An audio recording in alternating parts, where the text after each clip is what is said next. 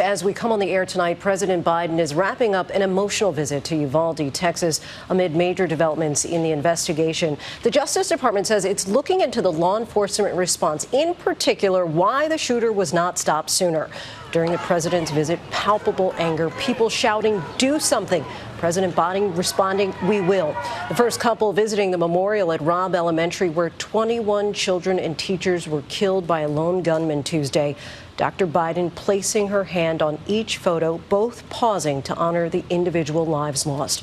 ABC News has obtained video from outside that school in Uvalde, which shows the back of the school building minutes after the gunman entered the school.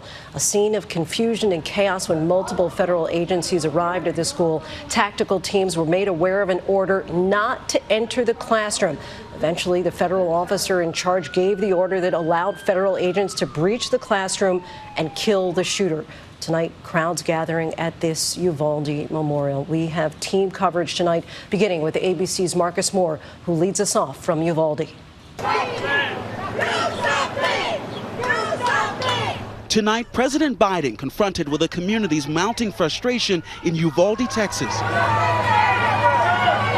President responding, "We will." And tonight, ABC News obtaining new video showing police breaking windows at the school. They're getting the kids out. Officers trying to rescue students from the building. And for the first time, we hear what appears to be dispatch audio sharing with officers that 911 operators are on the phone with students trapped inside those classrooms. You have a child online. Child is advising he is in the room full of victims at this moment. Texas law enforcement detailing those chilling calls from children. She identified herself and whispered she's in room 112. At 12:10, she called back in room 12, advised there were multiple dead. Again at 12:16, she called back and said there was 8 to 9 students alive. Tonight, the Justice Department announcing it will conduct a review of the law enforcement response to the shooting, vowing it will be fair, transparent, and independent. Sources telling ABC News that a Customs and Border Protection tactical team defied local authorities, led by Police Chief Pete Arredondo. He was convinced at the time that there was no more threat to the children and that the subject was barricaded and that they had time to organize with the proper equipment to go in. That federal tactical team going in at 12:50 p.m., fatally shooting the suspect 77 minutes after the terror began. The gunman found with more than a dozen bullet wounds. 9-year-old Daniel Garza was inside a nearby classroom. He heard the shots, his teacher rushing her kids to safety. She ran to the door quickly.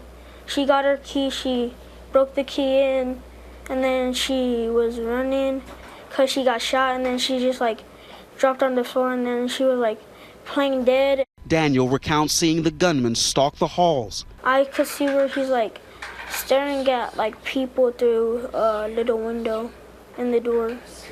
So you actually saw him. And what was he doing? He was just standing there with his gun, tapping on the window. Hours after the attack, Daniel learning his cousin Ellie Garcia was among the dead. Tonight, he carries the weight of grief. The same child that I dropped off that morning, I feel like a piece of him stayed there. Because when I did get him back, he wasn't the same anymore. And I know it's going to take time and it's going to be a long road of recovery, especially for him, because when he was climbing out of the window, he saw that only 4 students came out of his cousin's class. Frances Estrada and her 7-year-old granddaughter, Violet, mourning the loss of their family member, Xavier Lopez. The whole community is so sad, and we can't even sleep. Violet's brother managed to escape through a window, his classroom just across the hall from the fatal shooting.